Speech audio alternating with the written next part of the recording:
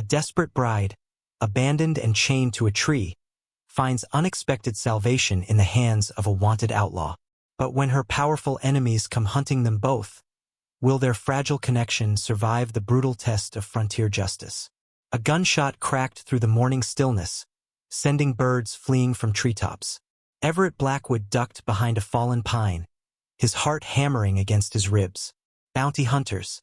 Again. 3 months on the run had taught him to recognize the sound of men hunting for the $5,000 reward on his head. The Montana wilderness stretched before him, painted gold by the rising sun. Frost sparkled on pine needles like scattered diamonds. His stallion, Thunder, stomped nervously nearby, steam rising from his nostrils in the cold morning air. Everett ran a hand along the horse's neck, steadying them both. "Easy, boy," he whispered. "They'll pass us by." When silence returned to the forest, Everett checked his supplies. Food for 2 more days. 6 bullets in his revolver. The stolen money had run out weeks ago, leaving him with little to show for the risk that had branded him an outlaw. The Billings bank robbery hadn't been his idea. He'd been the lookout man, dragged into the scheme by his cousin. Now his cousin was dead, and Everett's face stared back from wanted posters in every town from here to the Dakota Territory.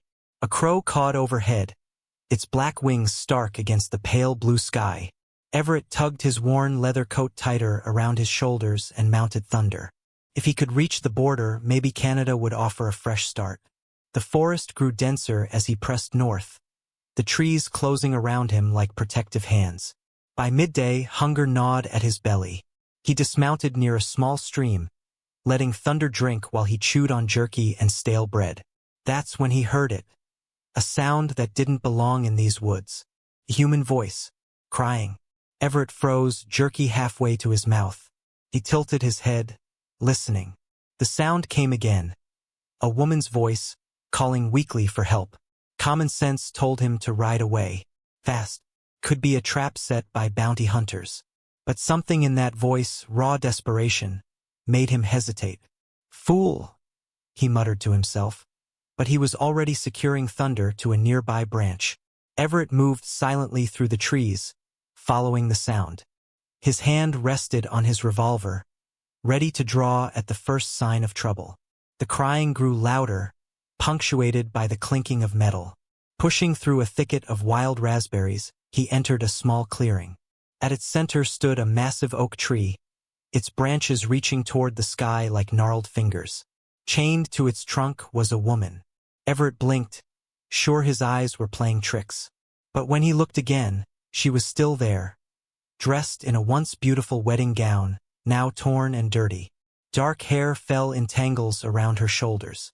Her wrists, bound by iron shackles, were raw and bleeding where she had struggled against her bonds. For a moment he thought she was dead. Then her head lifted, and eyes the color of summer storms fixed on him with startling intensity. "Are you real?" she asked, voice cracking from thirst. "Or have I started seeing things?" Everett glanced around the clearing, searching for signs of an ambush. Finding none, he stepped forward cautiously. "I'm real enough," he said, keeping his voice low. "What happened to you?" A bitter laugh escaped her lips. "My wedding day went poorly." She tugged weakly at her chains. "As you can see." Everett approached slowly, scanning the ground around her. Bootprints, men's, several pairs, led away from the tree toward the east. They looked fresh, maybe a day old. "Your husband did this?" he asked, finding it hard to believe even as he said it. "Would-be husband," she corrected, watching him with wary hope. "He and his brothers brought me here yesterday when they discovered I—" She stopped, pride momentarily overriding desperation. "That's not important now." The woman's face was dirty, streaked with tears, but Everett could see she was young, maybe 25. A small cut above her right eye had dried to a dark red line. "How long have you been here?"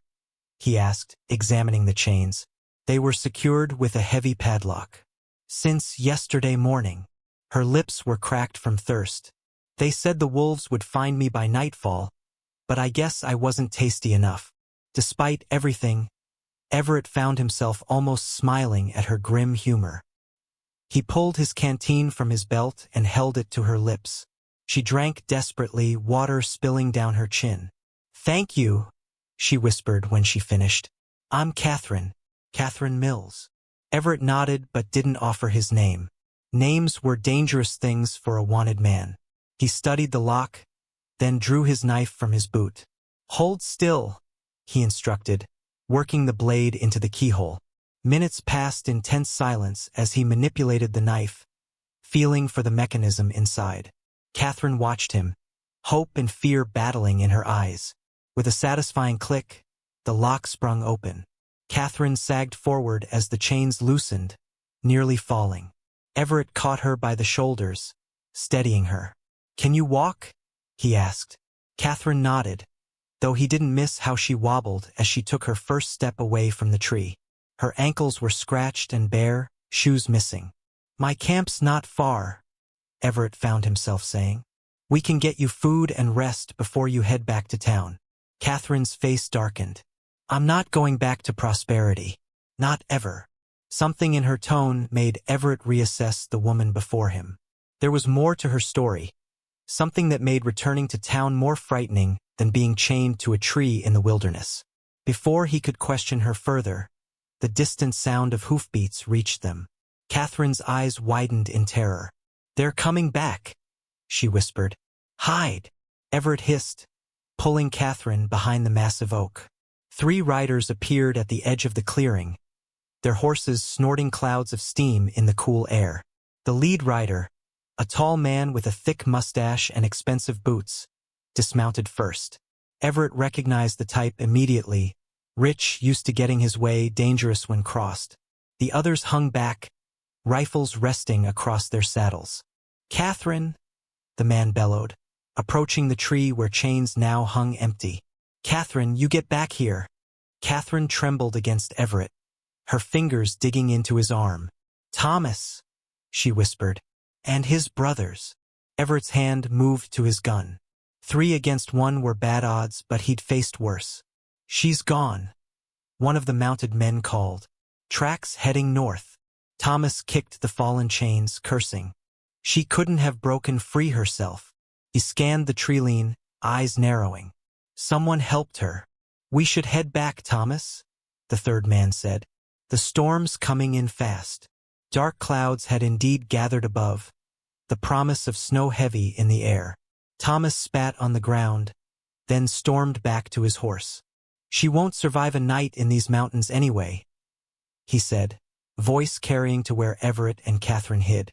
"Let the wolves have what's left of her." The men rode off, following a false trail Everett hadn't even realized Catherine had made while he'd been checking the perimeter. Smart woman. When the sound of hoofbeats faded, Catherine sagged against the tree, her face ashen. "They really came back to make sure I was dead," she whispered. "Who are they?" Everett asked, helping her stand. "Thomas Holloway and his brothers, James and William." Catherine hugged herself, shivering in her thin dress. "The richest family in prosperity. They own everything, the silver mine, the bank, half the businesses."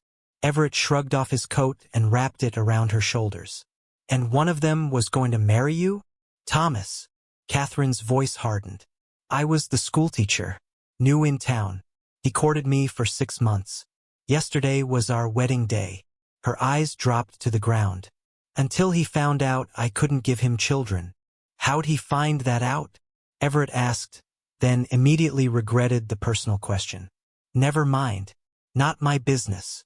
"No, it's all right." Catherine pulled the coat tighter. "I got scarlet fever as a girl. The doctor told my parents I wouldn't be able to have babies. I told Thomas before the ceremony. I thought," her voice caught, "I thought he loved me enough that it wouldn't matter."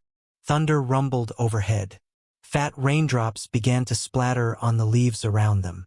"We need shelter," Everett said. "Can you ride?" Catherine nodded, though uncertainty flickered across her face. Everett led her back to Thunder, who nickered softly as they approached. He helped Catherine mount, then swung up behind her. "Hold on," he instructed, wrapping an arm around her waist to keep her steady. They rode north as the storm broke overhead, rain slashing through the trees. Catherine leaned against Everett's chest, her body shaking with cold despite his coat. The wedding dress, now soaked, clung to her legs like a shroud. An hour later, they reached a small cave set into a hillside. Everett had discovered it 2 days earlier. A perfect hiding spot with a narrow entrance that widened into a dry chamber big enough for a man and his horse. He helped Catherine dismount, her legs buckling as her feet touched the ground. Without a word, he scooped her into his arms and carried her inside, setting her gently on a bed of pine boughs he'd arranged as a sleeping area. "You never told me your name," Catherine said, watching as he built a small fire at the mouth of the cave where the smoke could escape. Everett hesitated, then shrugged. She'd likely seen his wanted poster anyway. Everett Blackwood. Recognition flashed in her eyes. The Billings bank robbery. He nodded, avoiding her gaze as he coaxed the fire to life. "I didn't kill that guard. That was my cousin's doing. But I was there. So you ran," Catherine finished for him. $5,000 on my head makes a man cautious about the company he keeps." Everett pulled jerky and dried apples from his saddlebag, offering them to her. "You should eat." Catherine accepted the food gratefully. "You could have left me," she said between bites. "Most men would have." "I'm not most men." Everett settled across from her, the fire between them. "Besides, I know something about being hunted."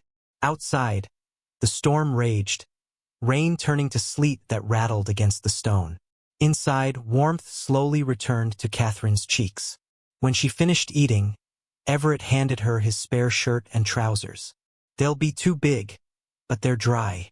Catherine accepted the clothes with a nod of thanks. Everett turned his back, giving her privacy to change out of the sodden wedding dress.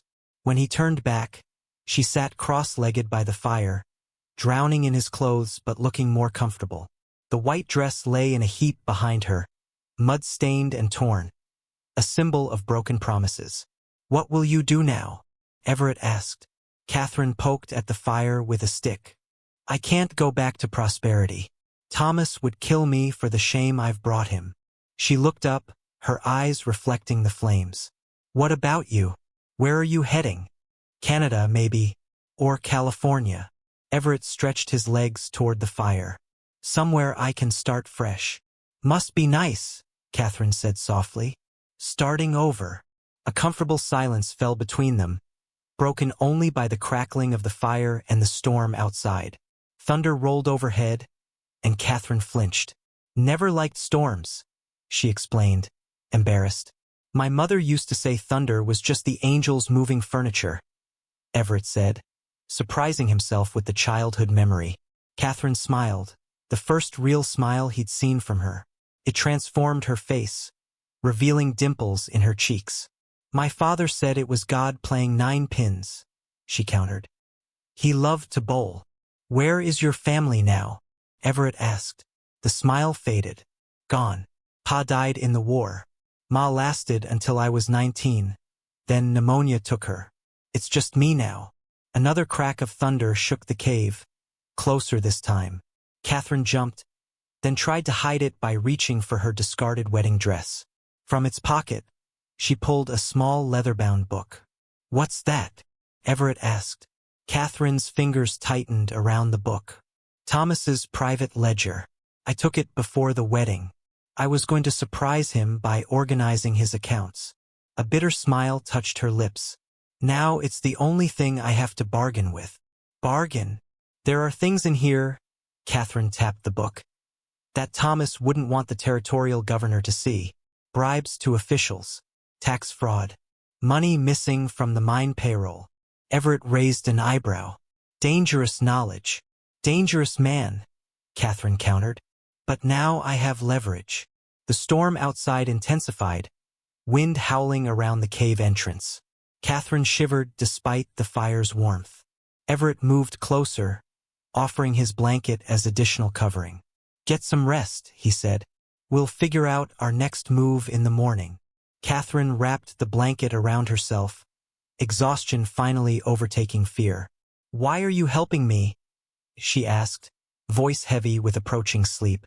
Everett stared into the fire, considering his answer.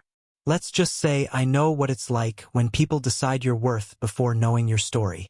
Catherine's eyes drifted closed, but her hand reached out, finding his. "Thank you," she murmured. As she slept, Everett kept watch, one eye on the cave entrance, one hand near his revolver. Outside, the world was chaos, wind and rain and danger. Inside this small cave, for the first time in months, he felt something like peace. And that worried him more than any storm. Blood dripped from the rabbit snare onto fresh snow as Everett showed Catherine how to skin their dinner. She flinched at first, then steadied her hands on the knife. A woman in a torn wedding dress learning to survive. This wasn't how either of them had planned to spend that cold December week. "You're a fast learner," Everett said, watching her fingers work the blade with growing confidence. Catherine's laugh came out short and surprised. "My father wanted sons. He got me instead, so he taught me everything anyway." She paused, studying the rabbit. "Thomas hated that I knew more about ledgers than lace." The hidden camp nestled between river and mountain had become their temporary home. Pine branches formed a shelter beside a small cave, keeping the worst of the wind at bay. Inside, Catherine had created surprising comfort from nothing. Woven pine needle bedding, stones arranged to reflect the fire's heat. "Never seen anyone heal so quick," Everett remarked, nodding toward her wrists. The raw wounds from the shackles had already formed new pink skin. "Spite is a powerful medicine," she replied, but her smile didn't reach her eyes. The mountain sunset painted the snow orange and purple as they sat beside the small fire. 3 days of hiding had formed a strange routine between them. They worked together without speaking now, understanding the rhythm of survival. Catherine added herbs she'd found to the cooking pot while Everett cleaned his weapons. "That smells better than anything I've eaten in months," he admitted. "Wintergreen and sage. My grandmother's trick for tough meat." Catherine stirred the pot, then looked up sharply. "Why did you really stop for me, Mr. Blackwood? Most men would have kept riding." Everett's hands stilled on his gun. "I know what it feels like to be judged before you've done anything wrong." The fire popped, sending sparks dancing into the darkening sky. Catherine pulled out a small leather-bound book from her torn wedding dress pocket. "I kept Thomas's private ledger.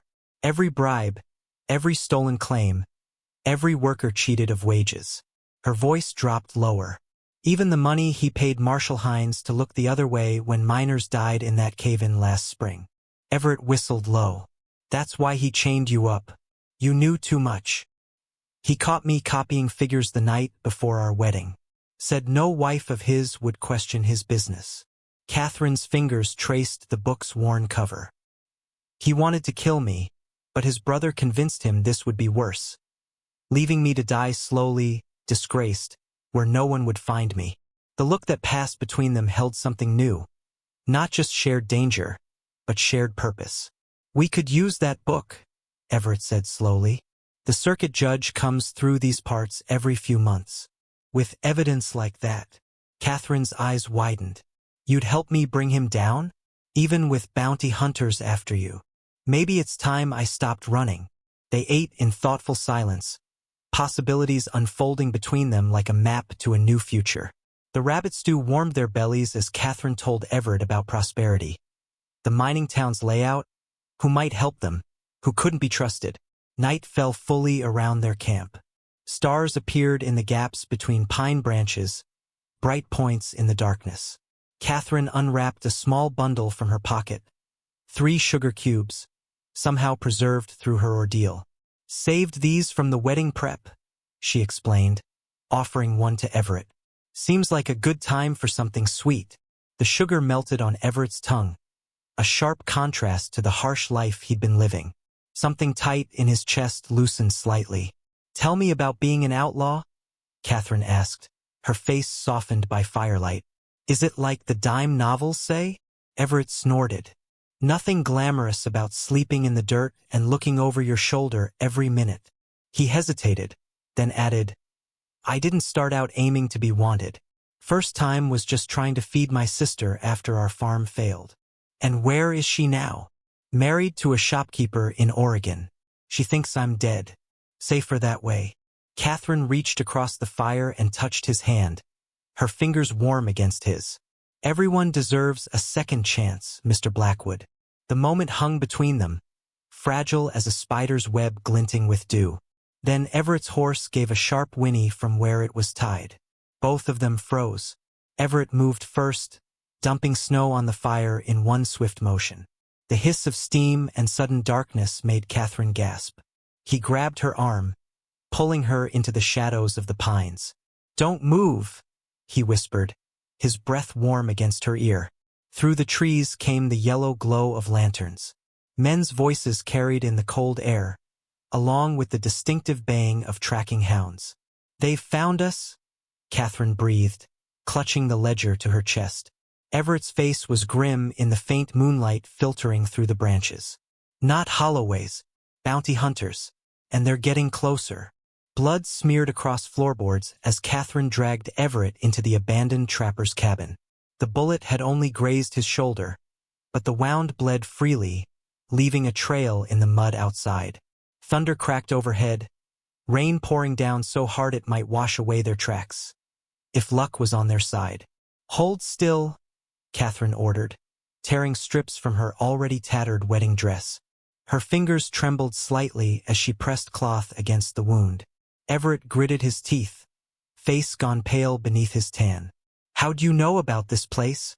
"Thomas used to meet his lady friends here." Catherine's mouth twisted as she threaded a needle by lantern light. "I followed him once. He never knew." The cabin smelled of mold and old tobacco, but its sturdy walls kept out the storm that howled around them like a living creature. Rain lashed the single dirty window as Catherine heated the needle in the flame. "This will hurt," she warned, positioning the needle above his torn flesh. Everett managed a weak laugh. "Can't be worse than the time I got bit by a rattler in Arizona territory." The needle pierced skin. Catherine worked with quick, neat stitches, surprising herself with her steady hands.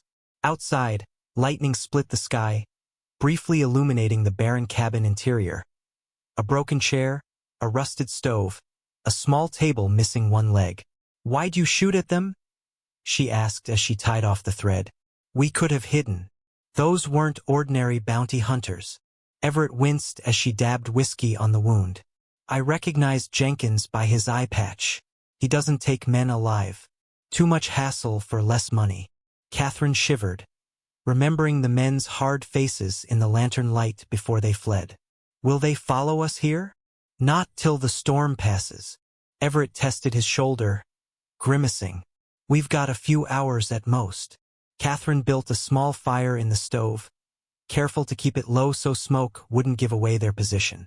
The meager warmth spread slowly through the cabin as they huddled close. Their clothes steamed gently, drying from the soaking they'd received during their escape. "You should try to sleep," Catherine said, noticing how Everett's eyes kept dropping despite his efforts to stay alert. "Can't. Not safe." But even as he said it, exhaustion and blood loss pulled him toward unconsciousness. "I'll keep watch," she promised, taking his revolver from its holster. The weight of it surprised her, but she held it firmly. "I know how to use this. My father taught me to shoot varmints off our garden." A ghost of a smile touched Everett's lips before he finally surrendered to sleep. Catherine sat by the window, watching rain stream down the glass while Everett's breathing settled into a steady rhythm. The revolver lay heavy in her lap. Outside, the storm slowly spent its fury, thunder growing more distant. By dawn, only a light drizzle remained. The first rays of sunlight found Catherine still awake, her back straight against the wall. Sometime during the night, she'd made her decision. She knew what they needed to do. Everett stirred with the light, immediately alert despite his injury. "You should have woken me," he said, checking his shoulder. The bandage showed only a small spot of fresh blood. "You needed rest to heal." Catherine had used the quiet hours to think, to plan. "We need to talk about what happens next." Sunlight revealed the cabin more clearly, mouse droppings in corners, A cracked mirror on the wall, faded curtains that might once have been blue. It wasn't much, but it had kept them alive. Everett pushed himself upright, jaw tight against the pain. I know a place. Trading post 2 days north. Man who runs it owes me. He can get you passage to Helena. And you? I'll head south. Draw them away. Catherine watched a determined sparrow build its nest under the cabin's small porch overhang, carrying twigs twice its size without giving up. That's a terrible plan. Everett blinked in surprise. We split up, we both lose. Catherine stood, moving to where her torn wedding dress hung drying. From its hidden pocket, she pulled the leather ledger. This is worth more than either of us alone. Sunlight caught the dust motes dancing between them as she laid out her plan. They wouldn't run, they would return to prosperity. They would face Thomas Holloway and his corrupt town on their own terms, with evidence that could destroy him. The circuit judge arrives in 3 days, she explained, opening the ledger to show columns of figures, dates, names. This shows everything. Miners paid half their promised wages, claims stolen through forged papers, bribes to the marshal to ignore safety violations. Everett studied the neat handwriting, the careful accounting of corruption. This is the kind of thing that gets people killed, Catherine. I'm already dead to that town, she replied. Thomas made sure of that. A blue jay landed on the broken porch railing, its bright color stark against the weathered wood. They watched it through the window, this flash of life and beauty in a forgotten place. Why would you want me along? Everett finally asked. I'm just added risk. Another wanted man. Catherine's fingers brushed the healing wounds on her wrists, the marks of chains that had nearly killed her. In that ledger, there's an entry from last March. $500 paid to Marshall Hines to pin the Billings bank robbery on suitable drifter. Everett went very still. That was my first big job. The thing that put my name on wanted posters. Except you didn't do it, Catherine said softly. Thomas's younger brother James robbed that bank to cover gambling debts. You were just convenient. The truth hung between them, heavy as thunder. Everett's hands curled into fists, then slowly relaxed. So, Catherine continued, we both have reason to want justice. Together, we might actually get it. Everett stood, testing his injured shoulder. Pain showed in the tightness around his eyes, but determination showed stronger. He crossed to the broken table and pulled out the map tucked in his saddlebag. Together they bent over it, plotting their return to prosperity. Two fugitives, planning to walk straight back into the lion's den. It's not just about the ledger, Everett said suddenly. If we're doing this, we need allies. People in town who'll stand with you. Catherine thought of the quiet strength of Widow Chen, who had lost her husband in a mine collapse Thomas had covered up. Of young Sarah at the telegraph office, whose brother had been run out of town for questioning the mine's safety. Of old Doc Wilson, who had treated too many broken miners to believe the Holloway's lies. We won't be alone, she promised. Their fingers met on the map, at the spot marking prosperity. The touch lingered, neither pulling away. Outside, the sun broke fully through the clouds, casting long shadows across the cabin floor. Why risk everything for me? Everett asked quietly. I'm just an outlaw you met 4 days ago. Catherine's answer came without hesitation, simple and true as sunrise. Because you saw me as a person when they tried to make me nothing. Blood froze in Everett's veins as the church bell rang 6 times, announcing their presence to anyone with ears in prosperity. The mining town sat nestled in the valley below them, smoke curling from chimneys like ghostly fingers against the purple dusk. Catherine gripped his arm, her nails digging through his shirt.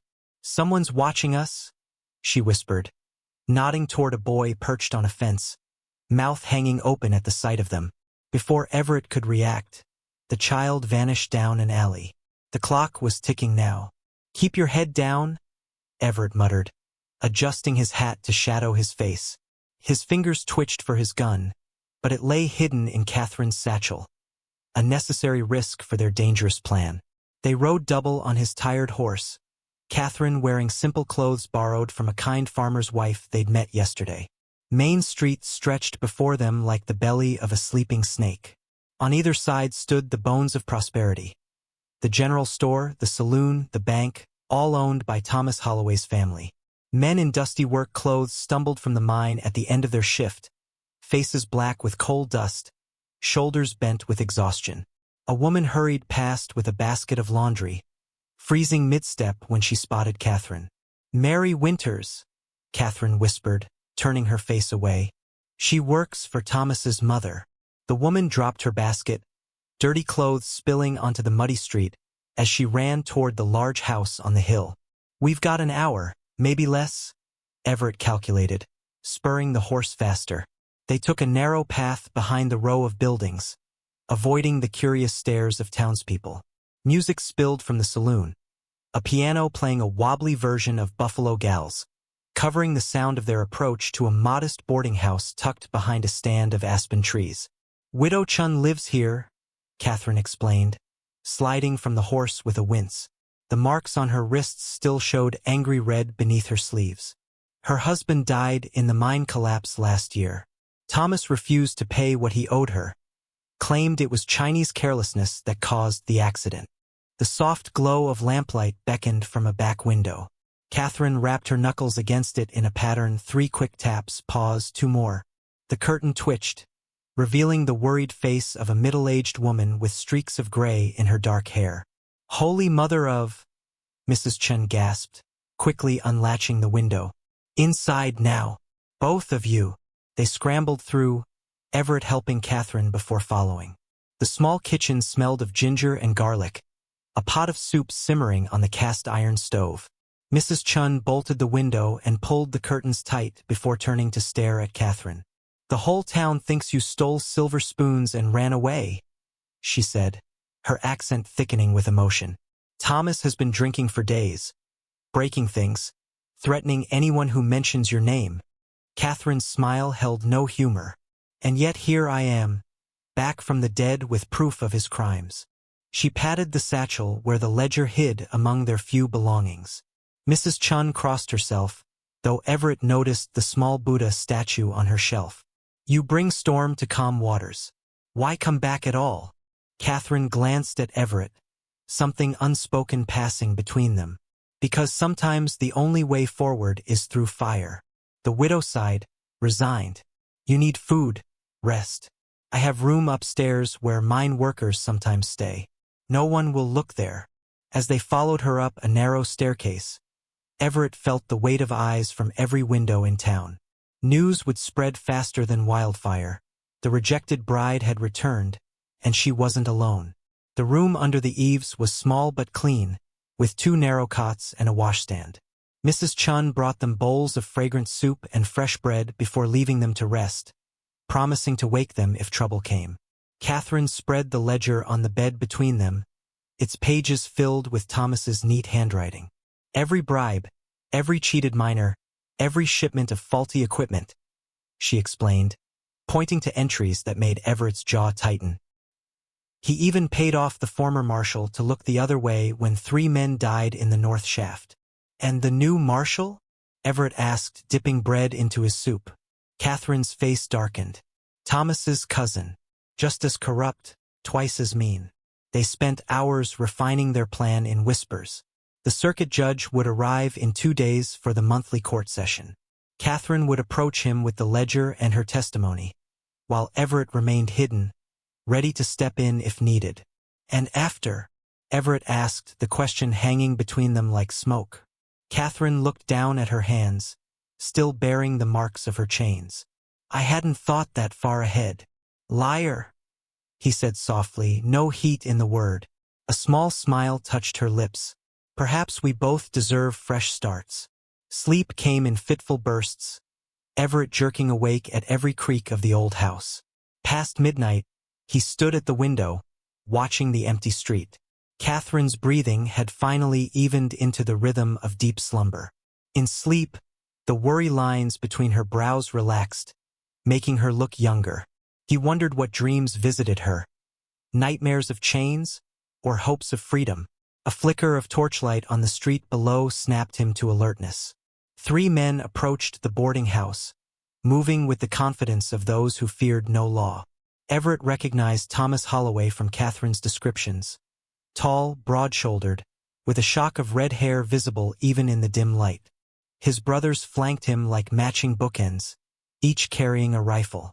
Everett moved to wake Catherine just as the first heavy knock rattled the front door. She sat up instantly, eyes wide with fear that quickly hardened into determination. "He's found us," she whispered, reaching for the ledger. The pounding grew louder, accompanied by Thomas's voice, slurred with whiskey and rage. "I know she's in there, Chun. A boy saw them ride in. Open this door before I break it down." Mrs. Chen's voice drifted up the stairs, trying to calm the angry men. Everett searched the room for anything that might serve as a weapon, cursing himself for agreeing to hide his gun.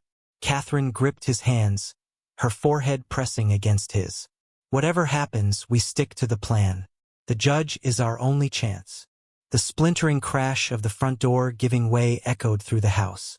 Heavy boots stomped across the floor below. Mrs. Chun screamed once, then fell silent. Catherine's eyes held Everett's, steady despite her fear. "Promise me you won't get yourself killed." Before he could answer, the stairs creaked under the weight of approaching footsteps. Pain exploded behind Everett's eyes as consciousness returned.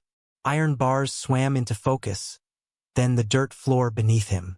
Every breath sent daggers through his chest where Thomas's boots had cracked at least 2 ribs.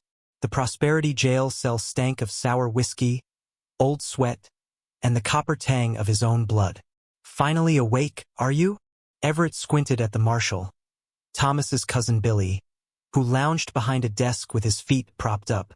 The man picked his teeth with a knife, watching Everett like a cat observing a mouse. "Where's Catherine?" Everett's voice rasped from his dry throat. Billy's smile revealed tobacco-stained teeth. "Cousin Thomas took her home. Said they had wedding business to finish."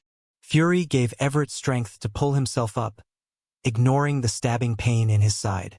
His hand instinctively reached for a weapon that wasn't there. "Don't bother," Billy said, twirling Everett's revolver on one finger. "Nice piece. Might keep it after you're hanging from the oak tree tomorrow."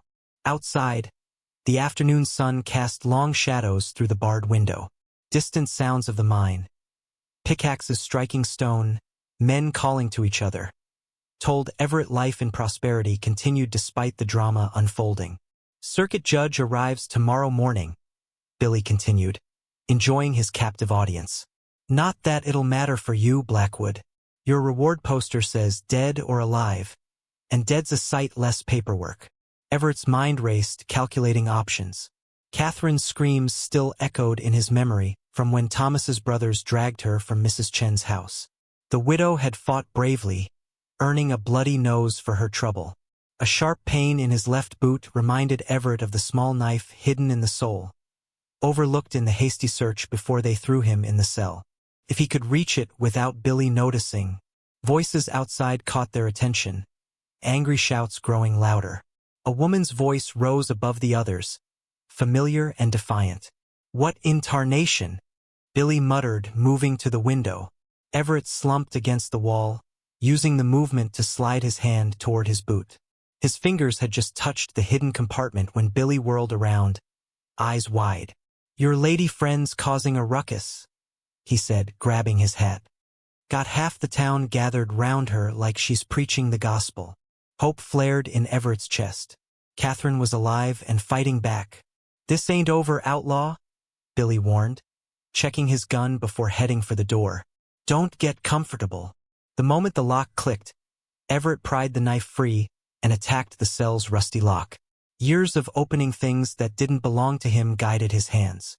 Each scrape of metal seemed loud enough to wake the dead, but the noise outside grew louder, covering his work. The lock finally yielded with a reluctant groan.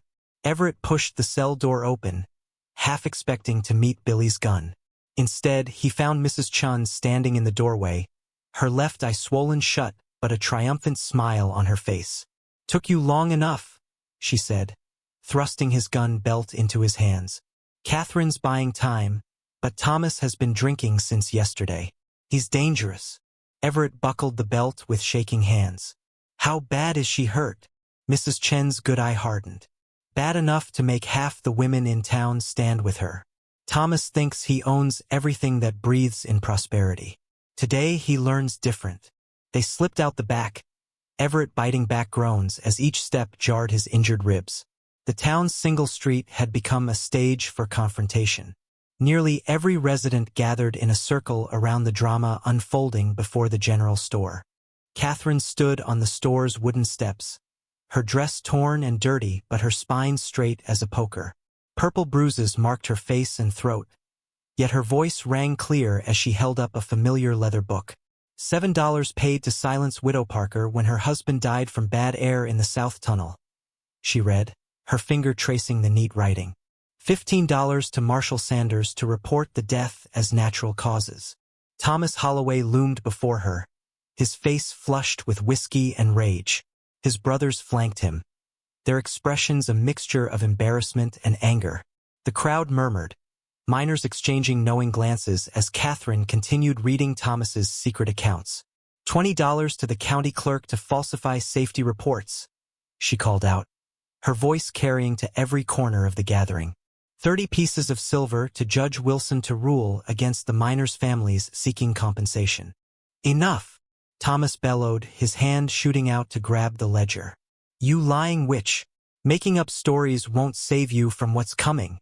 Catherine stepped back, clutching the book to her chest. Every word is true and you know it.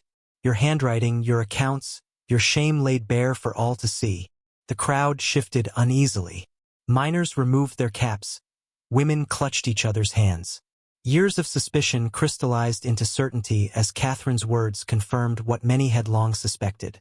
Mrs. Chun nudged Everett forward. Now's your moment. She can't hold him off much longer. Everett pushed through the crowd, ignoring the gasps of recognition. The pain in his side faded against the more urgent need to reach Catherine before Thomas's control snapped completely. You've bewitched these fools with your pretty lies, Thomas spat, reaching for Catherine again. But I know what you really are. Damaged goods not fit to bear my name or my children. His hand connected with her cheek, the slap echoing like a gunshot in the sudden silence.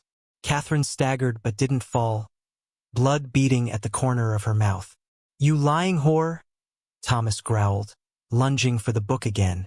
The crowd gasped as Everett stepped between them, his revolver aimed steady at Thomas's chest despite the pain radiating through his body. That's not how a gentleman addresses a lady, Everett said, his quiet voice carrying across the now silent gathering. Thomas froze, recognition and hatred flashing across his face. The outlaw. Should have killed you when I had the chance. Many have tried. Everett kept his gun trained on Thomas, aware of the man's brothers inching toward their weapons. Back away from Miss Mills. Billy pushed through the crowd, his own gun drawn. Drop it, Blackwood. You're under arrest. For one breathless moment, the future balanced on a knife's edge. For guns, dozens of witnesses, and only one path forward. Everett met Catherine's eyes, seeing in them not fear but absolute trust. Thomas Holloway, unaccustomed to being challenged, made his final mistake. His hand dropped to his pistol, a snarl twisting his handsome features. The shot cracked through the mountain air, startling birds from the nearby trees. The shot split the air like thunder, freezing everyone in place. Thomas's scream broke the silence as he dropped to his knees, clutching his bleeding shoulder. The crowd backed away, mothers pulling children behind their skirts. Everett kept his gun steady, smoke still curling from the barrel. His message was clear to everyone watching. This ends now. You shot me, Thomas howled, his face twisted with pain and disbelief. You'll hang for this. Better men than you have promised me that, Everett replied, his voice calm despite the racing of his heart. A circle had formed around them, with Thomas's brothers standing uncertain, hands hovering near their own weapons. Catherine stepped forward, the leather book clutched tight against her chest. Nobody else needs to get hurt today. Thomas, tell your brothers to back down. For a moment, Everett thought Thomas would refuse. The man's eyes darted wildly between Catherine, the crowd, and the blood soaking his expensive shirt. Finally, He nodded to his brothers, who slowly raised their hands. "Somebody fetch the doctor," Mrs. Chun called from the edge of the crowd. "And send word to Sheriff Miller in Pine Creek. Our marshal won't do what's right." The next few hours passed in a blur of activity. Thomas was taken to the doctor's house, his brothers locked in the jail under watch by miners who volunteered to ensure they stayed put. Everett found himself in the strange position of being both prisoner and protector. His gun returned to its holster, but his freedom still uncertain. As night fell, lanterns were lit in the town hall where Catherine had convinced the town council to gather. Nearly every adult in Prosperity crowded into the room, their faces a mixture of fear, anger, and hope. "We've lived under the Holloway's thumb for too long," said Mr. Jenkins, the blacksmith whose daughter had lost a husband in a mining accident the previous winter.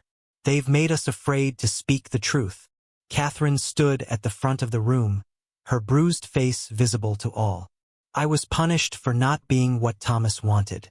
How many of you have suffered because you couldn't be what the Holloways demanded?" Hands rose throughout the room. Stories poured out like water through a broken dam. Stories of lost land, of wages docked without reason, of accidents that were no accidents at all. "The circuit judge arrives tomorrow," Catherine reminded them. "Every one of you who speaks adds weight to our case." A heavy knock at the door silenced the room. Sheriff Miller from Pine Creek entered, his weathered face unreadable as he surveyed the crowd. His eyes came to rest on Everett, who straightened his shoulders, prepared for the worst. "Mr. Blackwood," the sheriff said with a nod. "Been a while since that business in Helena." Everett swallowed hard. "Sheriff." To everyone's surprise, the lawman cracked a smile. "You still claiming you didn't steal those horses from Colonel Preston?" "Never did," Everett replied, "and never got the chance to prove it." The sheriff scratched his chin. "Funny thing. Got a telegram last month saying Preston's former ranch hand confessed to selling those horses and blaming you. Never thought I'd see you to tell you that." A murmur ran through the crowd.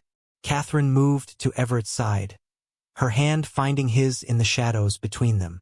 Morning brought sunlight streaming through windows still covered in the night's frost. The town stirred early, news of the judge's imminent arrival traveling from house to house. Prosperity hadn't seen such excitement since the silver vein was first struck 10 years earlier. By 9 o'clock, horses and wagons lined the main street. Families who lived too far to visit more than once a month had made the journey in after hearing that something big was happening at the courthouse.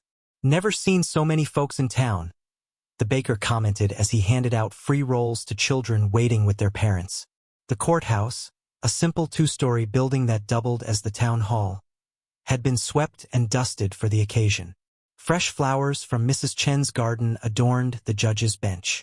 The room grew stuffy as people packed inside, everyone craning their necks to see as Judge Harmon entered, his black robes swirling around his boots. "Court's in session," called the clerk, and the room fell silent. The proceedings began with Thomas and his brothers, still under guard. The doctor had bandaged Thomas's shoulder, but he sat with the stiff posture of a man in considerable pain. His usual arrogance had dimmed, replaced with the cautious calculation of someone who sensed his power slipping away. Catherine was called first. She walked to the witness stand with her head high, the torn and dirty wedding dress she'd worn in the wilderness now replaced with a simple blue skirt and white blouse borrowed from Mrs. Chun. She looked like any other young woman in town, except for the steel in her spine and the unwavering clarity in her eyes. "Miss Mills," the judge began, "please tell the court what happened 3 days ago, starting with the wedding ceremony." Catherine's testimony silenced the room.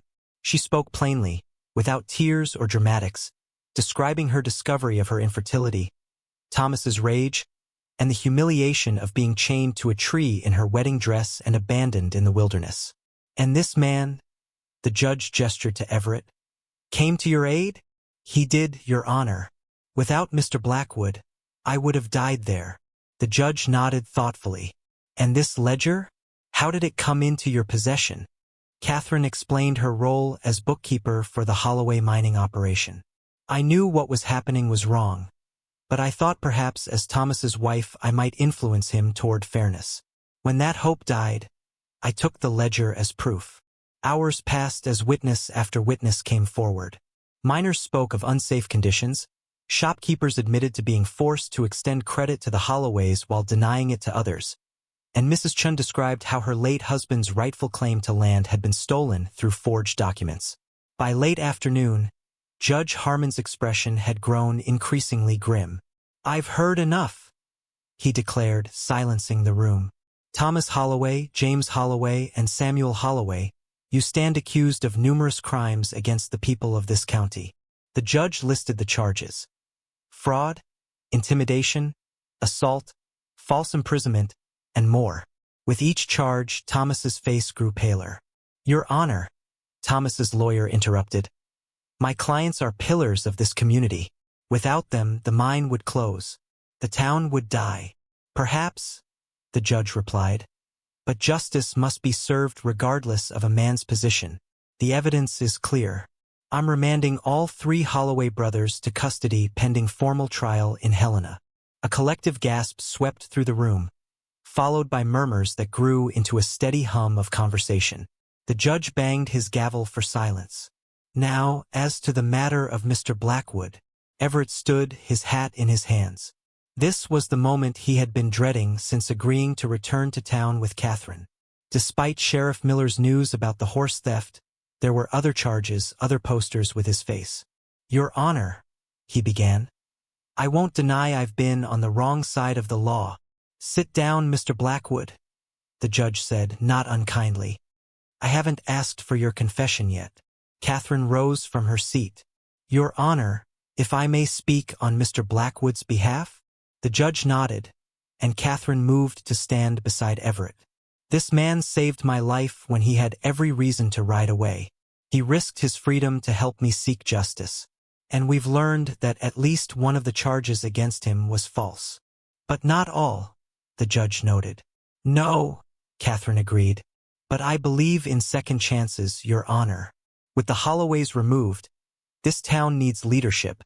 Someone who understands both hard work and compassion." The judge's eyebrows rose. "Are you suggesting Mr. Blackwood assume control of the mine?" "Under the court's supervision," Catherine clarified. "For a probationary period. Let his future actions balance his past mistakes." A silence fell over the courtroom as the judge considered the unusual proposal. Everett stared at Catherine in disbelief, stunned by her faith in him. Sheriff Miller stepped forward. "If it helps, Your Honor, I'd be willing to vouch for Blackwood. He's got a quick temper but a good heart. And he knows mining. Worked 3 years in the Black Hills before his troubles started." Judge Harmon tapped his fingers on the bench, deep in thought. Finally, he looked directly at Everett. "Do you accept these terms, Mr. Blackwood? 6 months managing the mine, fair wages for all workers, regular reports to the court, and no leaving the county without permission." Everett felt as if he were standing on the edge of a cliff. Behind him lay his old life, lonely, dangerous, always looking over his shoulder. Ahead was something unknown but filled with possibility. He glanced at Catherine, who gave him the smallest of nods. "I accept, Your Honor." The judge's gavel fell with a crack that seemed to break something open in the room. People surged forward, some to shake Everett's hand, others to thank Catherine. Still others simply caught up in the tide of change sweeping through their town.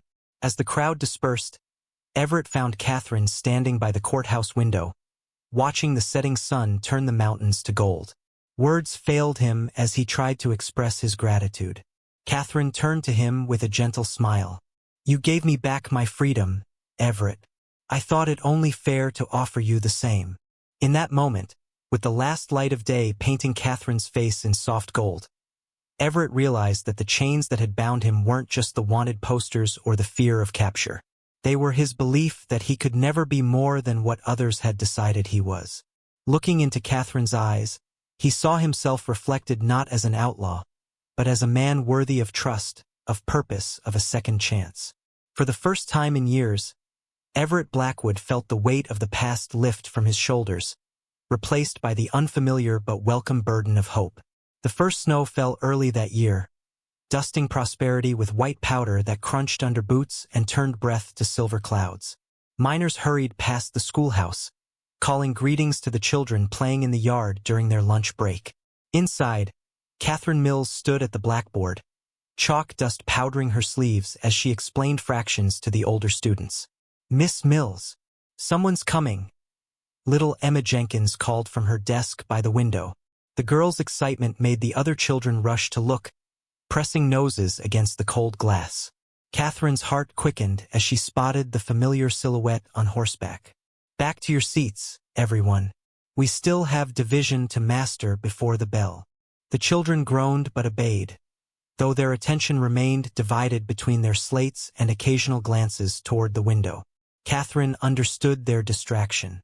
In the 4 months since the Holloway's trial and removal from power, Everett Blackwood had become something of a local legend.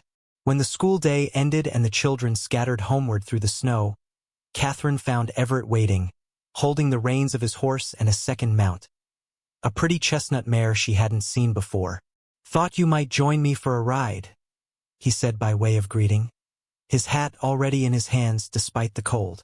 "Got something to show you at the mine." Catherine hesitated, glancing at the stack of papers she'd planned to grade that evening. Everett's eyes held a spark of excitement she rarely saw, like a boy with a secret too wonderful to keep. "Let me get my coat," she decided, disappearing inside. They rode in comfortable silence, their horses' hooves leaving paired tracks in the fresh snow. The mountain air bit at Catherine's cheeks, painting them pink, but she didn't mind. These past months had taught her to appreciate sensations that reminded her she was alive, free, and making her own choices. "The men have been working extra shifts," Everett explained as they approached the mine entrance. "Wanted to finish before the ground freezes solid." Catherine followed his gaze to a new structure beside the main shaft, a squat, solid building with a metal roof and freshly painted sign reading Safety Office. "The cave-in last month scared everyone," she said softly, remembering the night they'd all held vigil while rescue efforts continued. All 5 trapped miners had been saved, but it had been too close. Everett nodded grimly. "Won't happen again. Not on my watch." He dismounted, then helped Catherine from her horse. "But that's not what I brought you to see." Inside the mining office, warmth from the potbelly stove greeted them. Maps and papers covered the walls, work schedules, safety protocols, production reports. Through a side door, Catherine glimpsed the new infirmary, stocked with medical supplies Everett had ordered from as far away as Denver. "Look here," he said, unrolling a large document across his desk. "Came on yesterday's stage from Helena." Catherine leaned closer, scanning the official-looking paper with its red seal. "The governor's office?" "Everett, what?" She stopped, her finger tracing a name in the flowing script. "Catherine Mills Educational Fund?" Everett's face flushed above his beard, though whether from the warmth or something else, Catherine couldn't tell. 10% of the mine's profits, set aside for schooling, enough to build a proper schoolhouse by spring, with quarters for a teacher upstairs, and scholarships for children who want more learning than prosperity can provide. Tears pricked at Catherine's eyes. "This is... Everett, how did you arrange this?" Judge Harmon helped with the legal parts. Said he'd never seen a mining town put education before saloons. His rough fingers brushed a stray hair from her cheek. "Wasn't hard to convince the investors. Turns out treating workers fair makes the mine more profitable, not less." Catherine studied his face, seeing beyond the weathered skin and beard to the man who had emerged these past months. Still rough-edged and quick to anger at injustice, but steadfast and increasingly rooted in the community he'd once only passed through. "My probation hearing is next week," he said more quietly, turning to stoke the fire. "Judge will decide if I've earned my second chance." "You've more than earned it," Catherine said firmly. Everyone in town would say the same. When Everett turned back to her, his expression had changed to something more vulnerable. "And if the judge agrees? What then?" Catherine understood the real question beneath his words. "Then you'd be free to go, if that's what you want." The silence between them grew thick with unspoken feelings. From outside came the changing of shifts, men calling to one another as day workers headed home and night workers arrived to continue digging silver from the mountain's heart. "I've been free to go for weeks now," Everett finally admitted. Sheriff Miller sent word last month that the last warrant was cleared. Some witness came forward about the Denver stage robbery. Said the man they saw wasn't me at all. Surprise and hurt flashed across Catherine's face. "You didn't tell me." Wasn't sure what to say. Everett moved to the window, watching snowflakes swirl in the lantern light outside. Never stayed in one place long enough to put down roots. Never had reason to. "And now?" Catherine asked, her voice barely above a whisper. Instead of answering directly, Everett crossed to a cabinet and withdrew a wooden box. "Been working on this in the evenings." Inside, nestled on a bed of soft cloth, lay an intricately carved chess set. Catherine lifted a piece. A queen, her tiny face bearing a striking resemblance to Catherine herself. "Each one took hours," Everett explained, almost shy now. "Helps me think. About the future. About what I want." Catherine examined the other pieces. The king had Everett's features. The knights resembled Sheriff Miller. The rooks were miniature versions of the mining shaft towers. And the pawns, each unique, represented the townspeople of Prosperity. "It's beautiful," she breathed. "A whole world in miniature. A home," Everett corrected gently. "Something worth defending." Their eyes met over the carved figures, and Catherine felt something within her shift and settle, like the last piece of a puzzle finding its place.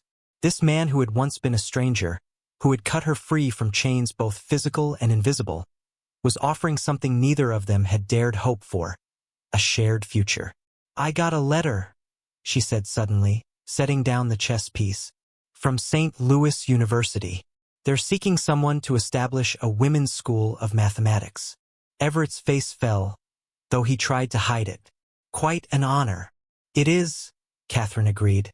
"I wrote back yesterday. When do you leave?" His voice was carefully neutral. "I don't."